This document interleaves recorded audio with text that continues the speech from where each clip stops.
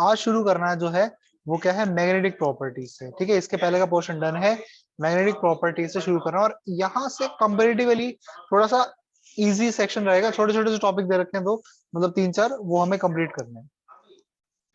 Magnetic property के लिए भाई एक स्कूल होता है, आपको पता होगा, बहुत ही फेमस स्कूल है डीपीएस, है ना। डीपीएस स्कूल को किस में कन्वर्ट कर दो, डीपीएस। ठीक है भाई, एफ का मतलब होता है फेरोमैग्नेटिक, फेरोमैग्नेटिक सब्सटेंस। जो सिंपल हमारे नॉर्मल चुंबक वगैरह होते हैं ना, वो इस कैटेगरी के अंदर आते हैं, फेरोमैग्नेटिक सब्सटेंस।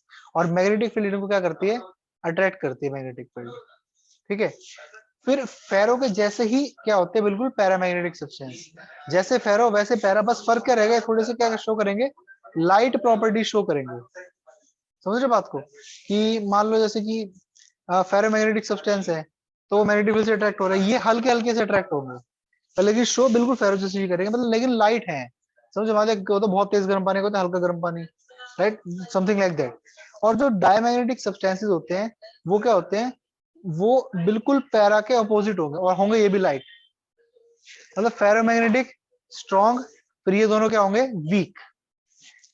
फेरो के जैसा ही पैरा, बट लेकिन फेरो से बिल्कुल अपोजिट कौन, डाया। तो ऐसे करके हमारे पास वर्ड क्या है, डाया मैग्नेटिक, पैरा मैग्नेटिक और फेरोमैग्नेटिक। डायमैग्नेटिक मैग्नेटिक फील्ड से रिपेल होगा, ये रिपेल होगा डायमैग्नेटिक मैग्नेटिक फील्ड से, ये दोनों क्या होंगे, मैग्नेटिक फील्ड से अट्रैक्ट होंगे। ये बहुत ज्यादा अट्रैक्ट होगा, ये हल्का सा अट्रैक्ट होगा, और ये हल्का सा रिपेल होगा। जैसे कि मान लो एक यहाँ पे कटोरी है, कटोरी के अंदर ना कुछ आयरन फाइलिंग्स वगैरह रखे, मतलब कुछ मटेरियल रखा है, मटेरियल। ठीक है, और यहाँ पे अपने क्या रखे हैं मटेरियल के पास, देखो यहाँ पे क्या रख देते हैं हम लोग, चुंबक रख देते हैं, नॉर्थ साउथ, ये मैग्नेटिक फील्ड क्रिएट करेंगे। तो क्या होगा कि अगर कोई फेरोमैग्नेटिक सब्सटेंस है तो काफी ज्यादा इसकी तरफ इस तरह करके अट्रैक्ट हो जाएगा, राइट, है ना। अगर कोई पैरामैग्नेटिक सब्सटेंस है तो हल्का हल्का सा ऐसे ऐसे ऐसे मान लो ऐसे हीप बना हुआ है, जैसे मैग्नेटिक फील्ड लगाएंगे वो क्या होगा, इस तरह से हो जाएगा, हीप अट्रैक्ट हो जाएगा इसकी तरफ। ठीक है, और जो डायमैग्नेटिक सब्सटेंस है ना, उसका पहले हीप इस तरह से रखा होगा, और वो बाद में क्या हो जाएगा, थोड़ा और मतलब रिपेल कर देंगे। अरे बात समझ में। इसका एक और बेस्ट एग्जांपल है कि हम ट्यूब में लेते हैं, ट्यूब में एक ट्यूब ले लेंगे, ट्यूब के अंदर कोई सब्सटेंस फिल कर देंगे, यहाँ पे कोई भी सब्सटेंस में फिल करते हैं, जैसे मान लो फिल करके दिखाता हूँ आप लोगों को, इस तरीके से पानी लग रहा होगा, बट यहाँ पे कोई सब्सटेंस हमने यहाँ पे फिल कर दिया इसके अंदर, क्लियर है। और यहाँ पे हम क्या लगा देंगे, मैग्नेट। अब अगर सब्सटेंस कैसा है, पैरामैग्नेटिक, तो वो यहाँ पे थोड़ा सा उठ जाएगा। अगर सब्सटेंस कैसा है, फेरोमैग्नेटिक, तो और ज्यादा उठ जाएगा, क्योंकि स्ट्रांगली अट्रैक्ट होता है। लेकिन अगर सब्सटेंस कैसा है, डायमैग्नेटिक, तो वो डाउन चला जाएगा, रिपेल हो जाएगा। तो ये भी एक बहुत ही बड़ी एक्सपेरिमेंट है इस चीज को समझने के लिए। ये होगी फिजिक्स की बात। हम केमिस्ट्री पॉइंट ऑफ व्यू से अगर इसको ध्यान से देखें, तो भाई देखो ऐसा है कि फेरोमैग्नेटिक तो मैग्नेटिक सब्सटेंसेस होते ही हैं, इनकी प्रॉपर्टी ऐसी होती है, नेचुरल प्रॉपर्टी। डाया की और पैरा की अगर हम बात करें, ऐसा हम शॉप पे चप्पल लेने के जाते हो, है ना, आपको देखा होगा भी, आपने चप्पल पहनी, एक चप्पल पहन के ट्राई करते हो, ऐसा नहीं कि खाली उसी को ले आओगे, चप्पल के पैर को खरीद के लाओगे। मैंने कहा अच्छा भैया पसंद आई, इसका दूसरा पैर दिखाओ, फिर दोनों एक बार पहन के ट्राई करता है, ऐसा तो नहीं कि ये हाँ बढ़िया आ गई, एक ही दे दो बस, बाकी फिर क्या होगा उसको, तो समझ रहे हो बात को। तो डायमैग्नेटिक, डाय का मतलब होता है पेयर, राइट। तो ऐसे जो भी आयन हो, चाहे मेटल हो चाहे कुछ भी हो, जहाँ पे सारे ही इलेक्ट्रॉन पेयर्ड हैं, तो वो सब्सटेंस होते हैं डायमैग्नेटिक। और अगर एक भी अनपेयर्ड हो गया, क्या कहा मैंने, एक भी उसके अंदर अनपेयर्ड हो गया, तो वो क्या हो जाएंगे, पैरामैग्नेटिक। अब कितना पैरामैग्नेटिज्म है, ये कहीं ना कहीं डिपेंड करेगा अनपेयर्ड इलेक्ट्रॉन कितने हैं। एक तो कम से कम होना चाहिए, फिर दो अनपेयर्ड होंगे, तीन अनपेयर्ड होंगे, उसके ऊपर पैरामैग्नेटिक बिहेवियर क्या करेगा, डिपेंड करता रहेगा। तो ये सारी बातें आई होप आपको समझ में आ गई होंगी। ठीक है भाई, तो आगे बढ़ते हैं इसके अंदर। ये लिखा हुआ है magnetic substance, magnetic field applied to substance. दो तरह के मैग्नेटिक बिहेवियर दिखते हैं, डायमैग्नेटिक और पैरामैग्नेटिक। डायमैग्नेटिक रिपेल होंगे, पैरामैग्नेटिक अट्रैक्ट होंगे, राइट। तो इसलिए मैंने आपको ट्रिक बताई है, डी पी एफ, इससे कंफ्यूजन नहीं होगी। एफ का क्या होगा, चुंबकीय सब्सटेंस सारे, मैग्नेटिक इसके जैसे ही है और इसके अपोजिट बस, ठीक है भाई। अच्छा, और ऐसे सब्सटेंस जो काफी स्ट्रांगली अट्रैक्ट होंगे वो क्या होंगे, फेरोमैग्नेटिक। और जो फेरोमैग्नेटिज्म एक तरह से वो एक्सट्रीम केस है किसका, पैरामैग्नेटिज्म का। और बहुत सारे ट्रांजिशन मेटल जो है वो क्या शो करते हैं, ट्रांजिशन मेटल आयंस क्या शो करते हैं, पैरामैग्नेटिक बिहेवियर शो करेंगे। एक सेकंड, अब देखो भाई, यहाँ पे वो बात लिखी है जो मैंने आपको ऑलरेडी बता दी। पैरामैग्नेटिज्म क्यों आएगा? अनपेड इलेक्ट्रॉन की वजह से। अब यहाँ पे एक इलेक्ट्रॉन अनपेड तो चलो हमारे पास अवेलेबल है। यहाँ पे क्या होगा, जो हर एक अनपेड इलेक्ट्रॉन होगा ना, उसका होता है मैग्नेटिक मोमेंट। जो मैग्नेटिक मोमेंट यानी कि मैग्नेटिक मोमेंट का सिंबल क्या होता है? Capital M. आज हो गया। जो नमस्ते भाई, ये जो मैग्नेटिक मोमेंट है ये किससे एसोसिएटेड होगा? एक तो होता है स्पिन एंगुलर मोमेंटम, मतलब कि इलेक्ट्रॉन है वो स्पिन कर रहा है ऐसे ऐसे करके, उसकी वजह से एंगुलर मोमेंटम। और एक होता है ऑर्बिटल एंगुलर मोमेंटम, वो अपनी ऑर्बिटल में घूम रहा है उसकी वजह से एंगुलर मोमेंटम। तो पैरामैग्नेटिज्म अनपेयर्ड इलेक्ट्रॉन की वजह से आया। हर एक इलेक्ट्रॉन का एक मैग्नेटिक मोमेंट होगा, ठीक है। और मैग्नेटिक मोमेंट किससे जुड़ा हुआ है? स्पिन वाले एंगुलर मोमेंटम से और ऑर्बिटल वाले एंगुलर मोमेंटम से। एंगुलर मोमेंटम, अच्छा सिंबल अगर पूछूं आपसे, व्हाट इज पी मोमेंटम, क्या होता है? एमवी। और अगर इसको बनाना एंगुलर मोमेंटम तो क्या करते हो? Cross R. तो ये आपका कहना कि एंगुलर मोमेंटम वाली सीन हो गया। अब ये सारी की सारी बातें आपने पढ़ ली। क्या पढ़ी? मैग्नेटिक मोमेंट था, किस किस पे डिपेंड कर रहा है? स्पिन एंगुलर मोमेंटम और ऑर्बिटल एंगुलर मोमेंटम। इसको ऐसे लिख देते हैं, वही सेम फॉर्मूला रहेगा। तो यहाँ पे क्या होगा? ऑर्बिटल एंगुलर मोमेंटम का रोल बहुत ही कम होता है, ठीक है। लिखा है यहाँ पे क्वेंस्ड, जैसे नष्ट हो जाता है ये, और इसका कोई सिग्निफिकेंस होता नहीं है। किस केस में? कौन से केस में सिग्निफिकेंस नहीं होगा? First series of transition metal के केस में, 3D सीरीज के केस में। क्लियर है? और इसलिए क्या होता है इन सभी के लिए, जो मैग्नेटिक मोमेंट है यानी कि ये चीज, वैसे फॉर्मूला क्या होता है मैग्नेटिक मोमेंट का? NI, एन मतलब नंबर ऑफ टर्न्स करंट, और ये क्या होगा? एरिया। ये तो किसके लिए होगा? सर्कुलर लूप में। और इलेक्ट्रॉन्स भी ऐसे गोल गोल घूम रहे होते हैं, उसके लिए भी मान लेंगे हम लोग। तो उसके लिए क्या करते हैं हम लोग यहाँ पे? क्या करते हैं बेसिकली कि इनमें मैग्नेटिक मोमेंट यानी कि कैपिटल एम किससे डिटरमाइन किया जाएगा? खाली नंबर ऑफ अनपेयर्ड इलेक्ट्रॉन से। और इसके लिए स्पिन ओनली फॉर्मूला लगाते हैं। मतलब हम लोग मैग्नेटिक मोमेंट, ये चीज क्या दे रखी है आपको? म्यू का मतलब मैग्नेटिक मोमेंट। मैग्नेटिक मोमेंट निकालने के लिए यानी कि म्यू निकालने के लिए हम लोग एक फॉर्मूला लगाते हैं। इस फॉर्मूले का नाम क्या है? Spin only formula. क्योंकि यहाँ पे हम क्या देख रहे हैं? सिर्फ अनपेयर्ड इलेक्ट्रॉन्स कितने हैं। क्लियर? पूरी बात को कंक्लूड कर दें। पैरामैग्नेटिज्म अनपेयर्ड इलेक्ट्रॉन की वजह से आया। अनपेयर्ड इलेक्ट्रॉन का हमें क्या पता करना होता है? Magnetic moment. उसके अंदर सिर्फ स्पिन एंगुलर मोमेंटम का रोल होता है, ऑर्बिटल एंगुलर मोमेंटम का रोल नहीं होता है। इसलिए हम स्पिन ओनली फॉर्मूला लगाते हैं, जहां से मैग्नेटिक मोमेंट निकालते हैं अनपेयर्ड इलेक्ट्रॉन की वैल्यू को रख करके। अब यहाँ पे देख लेते हैं एक बार, अगर एन की वैल्यू बने यानी कि एक ही अनपेयर्ड इलेक्ट्रॉन है, तो म्यू की वैल्यू क्या आ जाएगी? √3, है ना। 1 + 2 2 2 × 1 3। अगर अनपेयर्ड इलेक्ट्रॉन्स 2 है तो कितनी आ जाएगी वैल्यू? अंडर हाँ, 2 2 + 2 4, 4 दूनी 8, 3 है तो क्या आएगी म्यू की वैल्यू? अंडर देखो, 3 है तो 3 और 2 5, और 5 हाँ 5 × 15। ठीक है भाई, ऐसे करके हम लोग बहुत ही आसानी से यहाँ पे निकाल सकते हैं।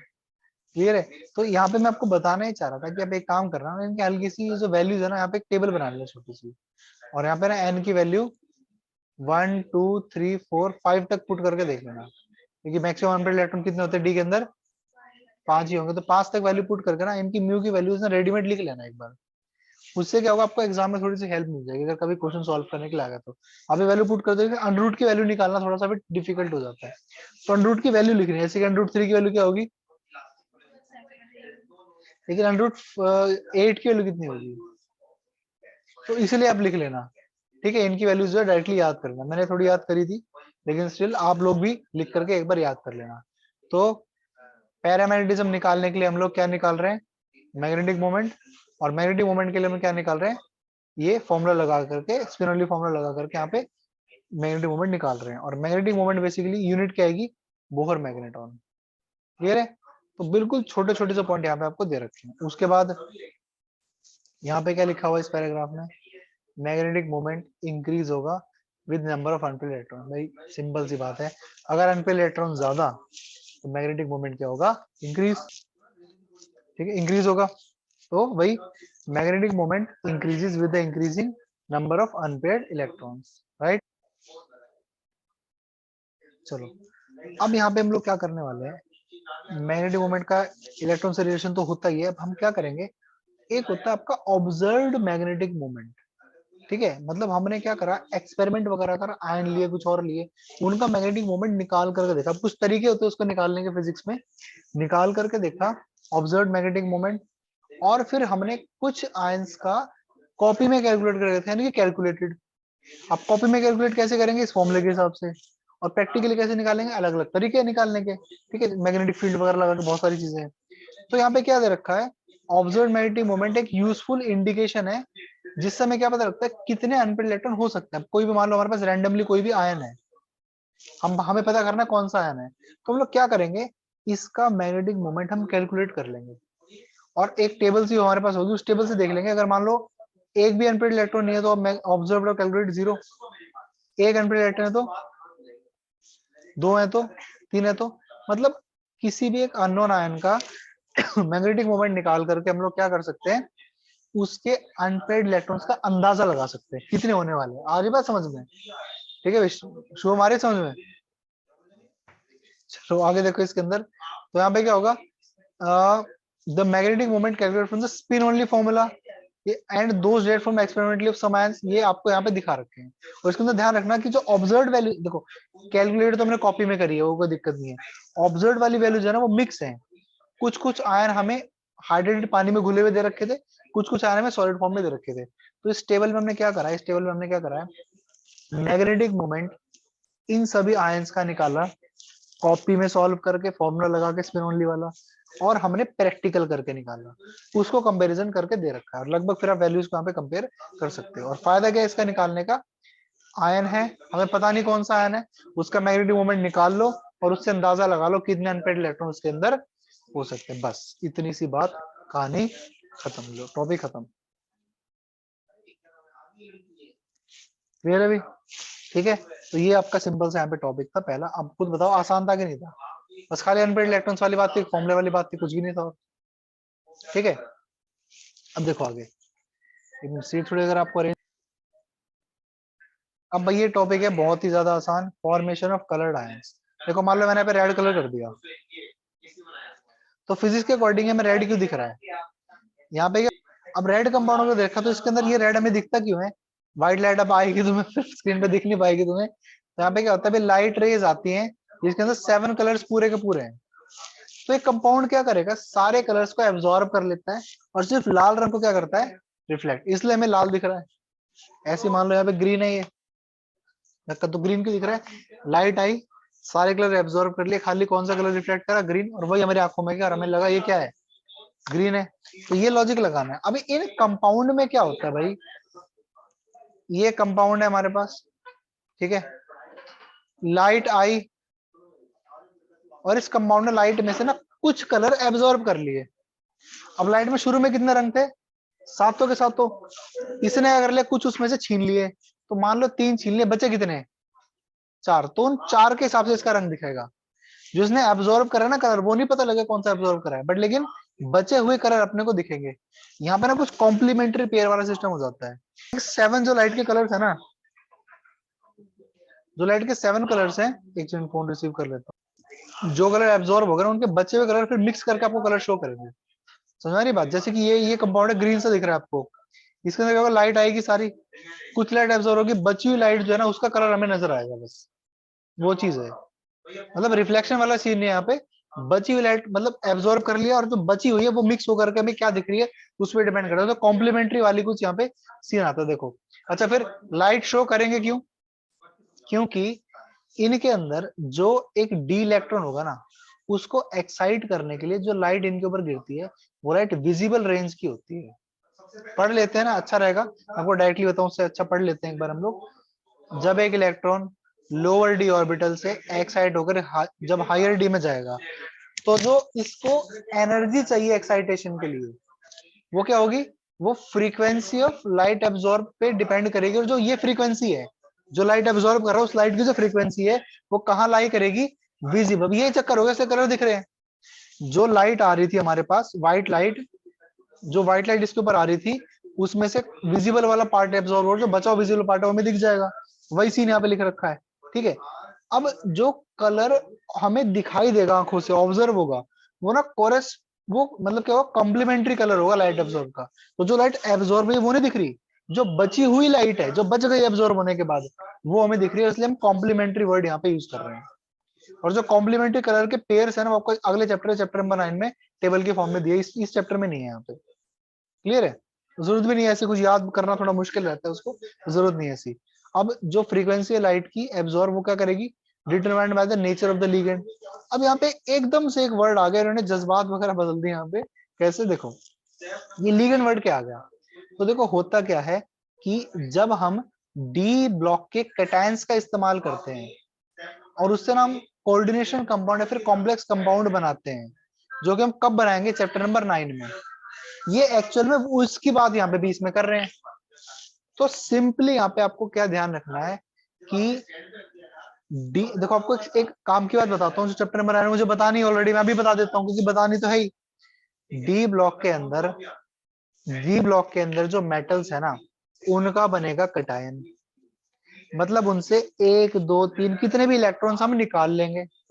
निकालने के बाद जो हमारे पास डी ब्लॉक यहाँ पे अवेलेबल, डी ऑर्बिटल जो अवेलेबल होते हैं यहाँ पे, उसमें क्या होगा कि कुछ इलेक्ट्रॉन्स अनपेड रह जाएंगे।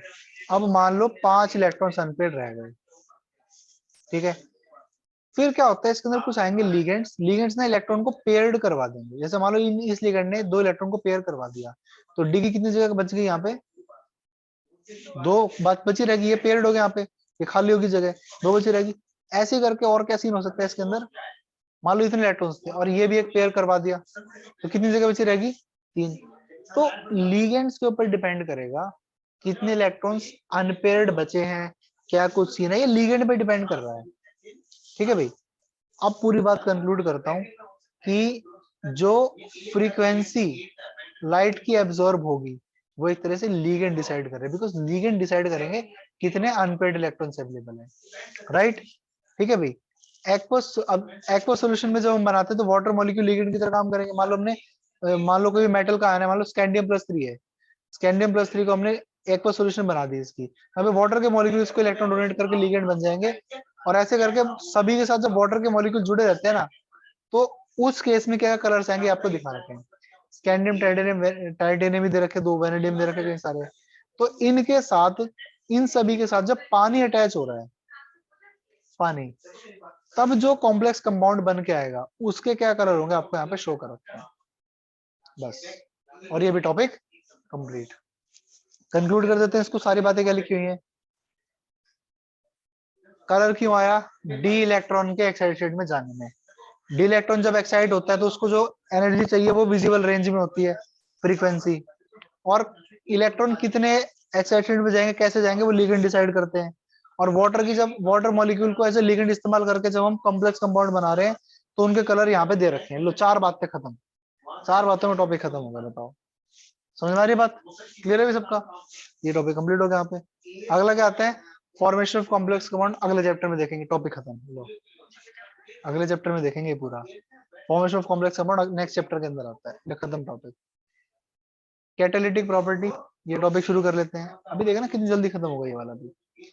देखो कैटालिटिक प्रॉपर्टी का मतलब क्या होता है कि जो डी ब्लॉक के कैटायंस है, फिर जो मेटल्स है, कैटायंस भी कह रहा हूँ मेटल्स भी कह रहा हूँ, दोनों ही कैटालिटिक बिहेवियर शो कर रहे हैं।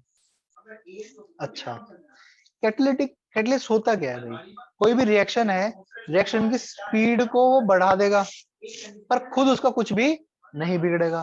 तो जनरली जो मेटल कैटलिस्ट होते हैं ना, उनके सरफेस पे डिपेंड करता है कि वो रिएक्शन की स्पीड कितनी बढ़ाएंगे, सरफेस एरिया पे डिपेंड करेगा।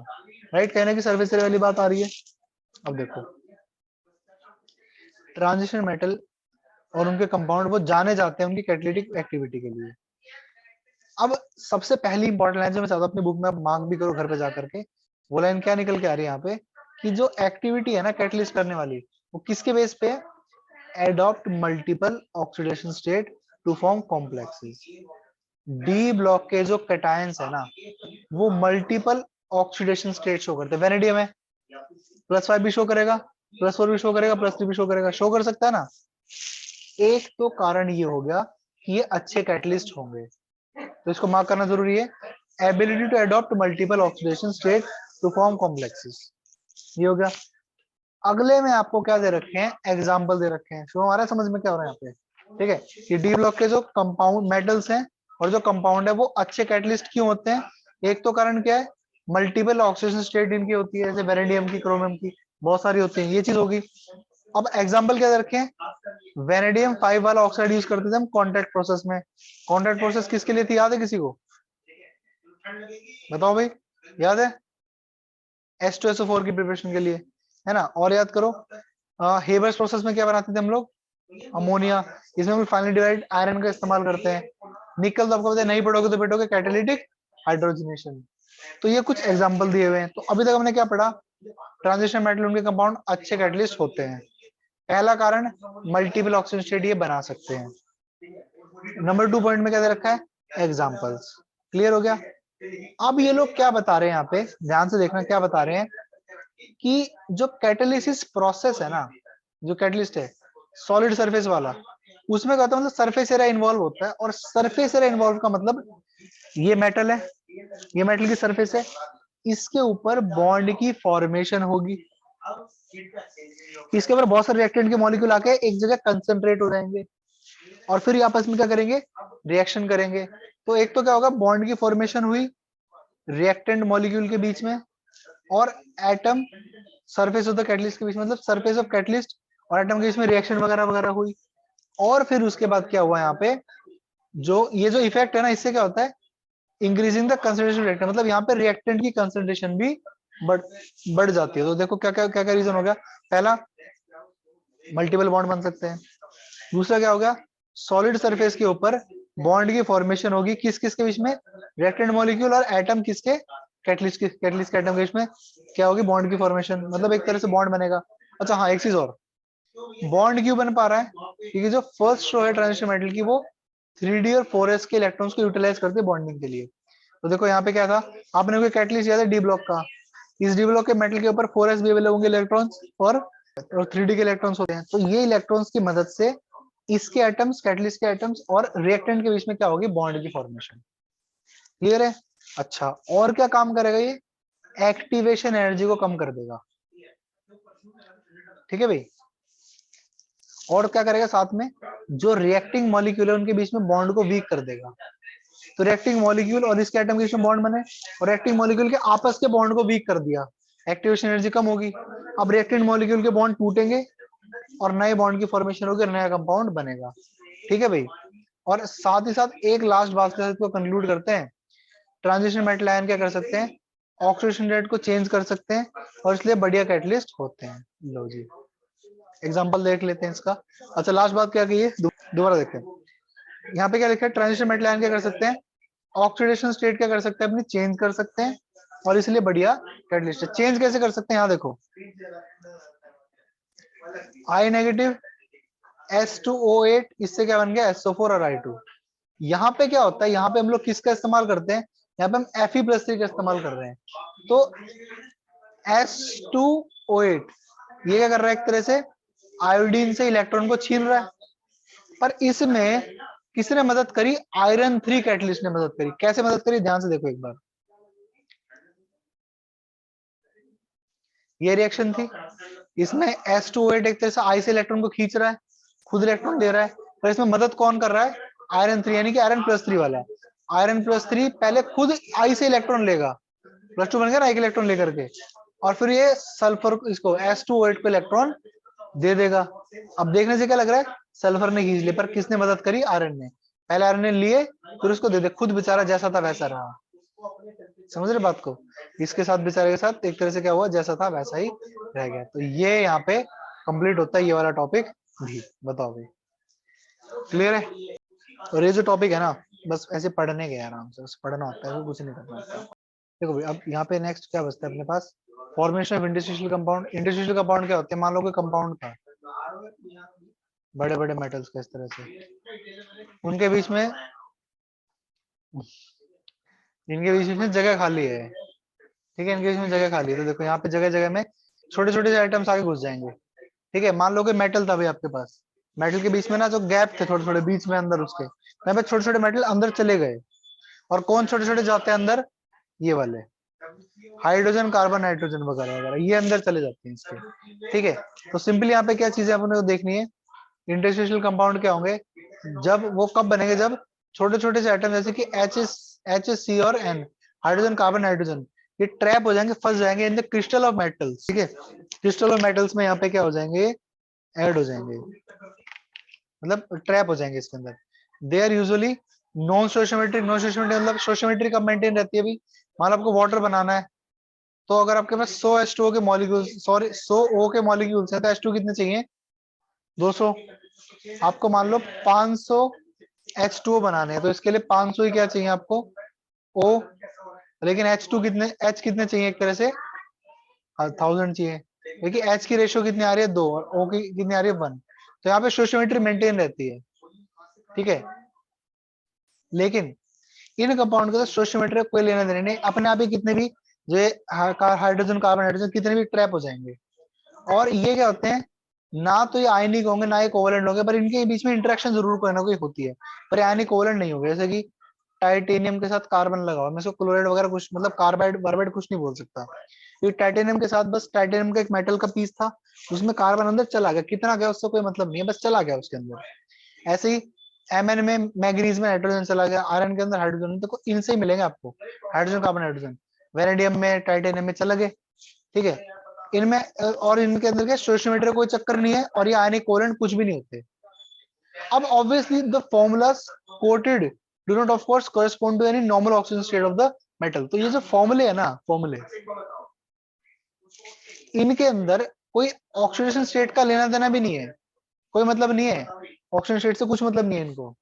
तो ना तो स्टोशियोमेट्री से मतलब, ना कोई बॉन्ड वॉन्ड बनाने से मतलब, ना इनको किसी मेटल के ऑक्सीजन स्टेट से मतलब। ठीक है, बस होता क्या है, इनके नेचर ऑफ कंपोजिशन, मतलब नेचर ऑफ फॉर्मेशन क्या है, कि बस ये बीच बीच में छोटे छोटे मेटल, छोटे छोटे क्या एटम्स चले गए, बस इसलिए इसका नाम क्या रख दिया, इंटरस्टिशियल कंपाउंड। और इनकी प्रिंसिपल फिजिकल प्रॉपर्टी आपको दे रखी है, हाई मेल्टिंग पॉइंट होगा प्योर मेटल से ज्यादा, काफी हार्ड होंगे, और कुछ बोरोइड डायमंड जितने हार्ड होते हैं, बोराइड्स। ठीक है, इनके अंदर मेटलिक कंडक्टिविटी मिलेगी, और ये केमिकल यूनिट होते, रिएक्शन वगैरह नहीं करते। तो बस ये छोटा सा टॉपिक था, बस कुछ कुछ पॉइंट आपको याद रखने, मार्क कर लेना। और देखो इसको याद जरूर रखना, इंपॉर्टेंट है ये, ऐसे नहीं कि स्किप करके आ जाओ, पूछे आते हैं। और इंटरस्टेशियल कंपाउंड ही आपका एफ ब्लॉक का जब आएगा ना, वो भी काफी इंपॉर्टेंट, इवन इससे ज्यादा एफ वाले इंपॉर्टेंट है, इसको ध्यान रखना। अलॉय फॉर्मेशन में क्या होता है भाई, मेटल वगैरह वगैरह आपस में मिक्स करके एक नई ही प्रॉपर्टी का कोई मिक्सचर बना देते हैं, उसी को हम लोग अलॉय फॉर्मेशन बोलते हैं। अलॉय समझते हैं ना, ऐसे कि एक होता है आपके पास, सुनो इसमें क्या होता है, जैसे आपने देखा होगा इसके अंदर, एक होता है आपके पास कॉपर, अलग प्रॉपर्टीज है, एक होता है जिंक, अलग प्रॉपर्टीज, इनको लेकिन मिक्स कर देंगे तो कुछ अलग ही प्रॉपर्टी बनेगी, और क्या बनता है इससे, ब्रास। और फिर एक होता है ब्रॉन्ज, तो इसमें ज आ गया, उसका जिंक नहीं आएगा, उसके अंदर क्या आएगा, टिन। ऐसे ठीक है, तो ब्रॉन्ज बन गया यहाँ पे। ब्रॉन्ज की प्रॉपर्टीज अलग होंगी कॉपर से भी, और टिन से भी अलग अलग प्रॉपर्टीज। तो ये आपके क्या होते हैं, अलॉय, अलॉय के अंदर बेसिकली क्या है, ब्लेंड है, मतलब आपने मिक्स कर दिया अलग अलग कॉम्पोनेंट को मिला करके।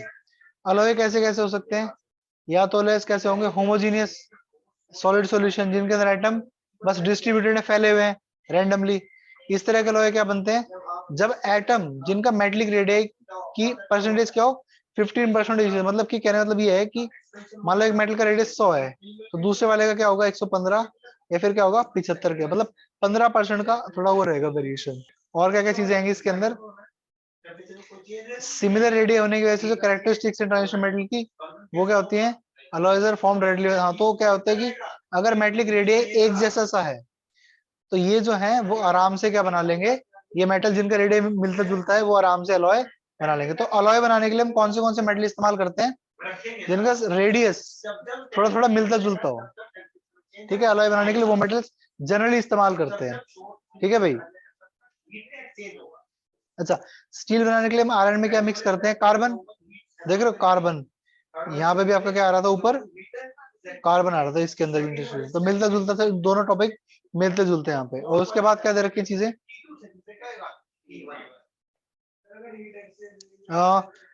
यहाँ पे आपको क्या बता रखा है कि अलॉय जो बनते हैं उनके हाई मेल्टिंग पॉइंट होंगे, और जो बेस्ट एग्जांपल है फेरस एलॉयज के, chromium, vanadium, tungsten, molybdenum, manganese are used for production of अलग अलग तरह के स्टील और स्टेनलेस स्टील। और कुछ और अलॉय होते हैं ट्रांजिशन मेटल के, नॉन ट्रांजिशन मेटल के साथ, जैसे कि brass, copper, zinc, bronze, copper, tin, ये भी इंडस्ट्रियल इंपॉर्टेंस के हैं।